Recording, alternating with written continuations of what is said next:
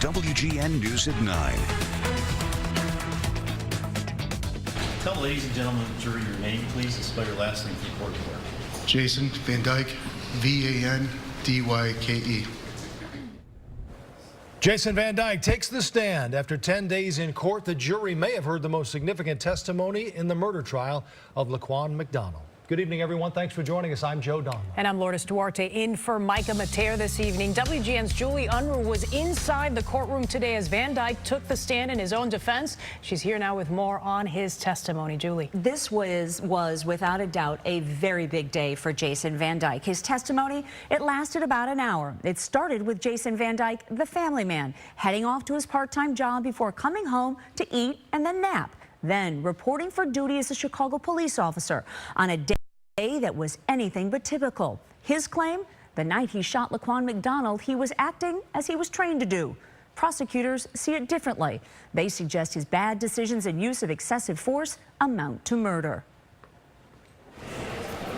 Sunglasses on, Jason Van Dyke left court in a hurry this afternoon because for roughly 1 hour, the spotlight shone brightly on the officer, now a defendant, as he was questioned on the witness stand, telling his version of why he shot and killed Laquan McDonald. You have a duty to place somebody into custody.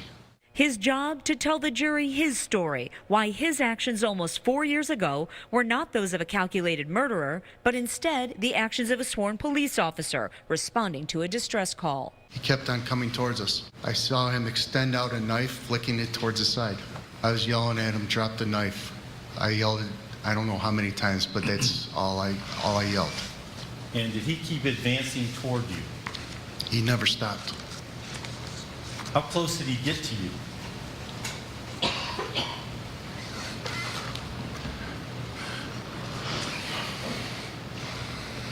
He got probably about 10 to 15 feet away from me.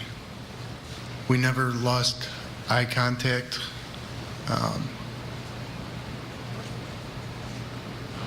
Eyes were bugging out. His face was just expressionless. And he turned his torso towards me.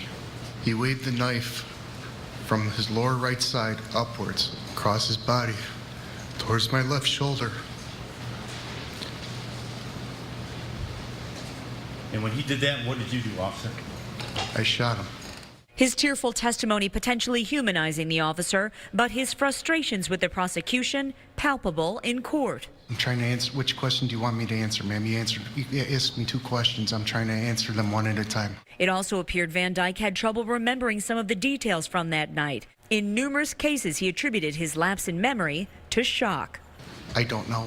I'm sorry. I don't remember. Again, I'm sorry. I don't remember exactly what I said to the detective immediately after the shooting. But police radio traffic from that night sent Van Dyke speeding to the scene around 10 p.m., October 20th, 2014.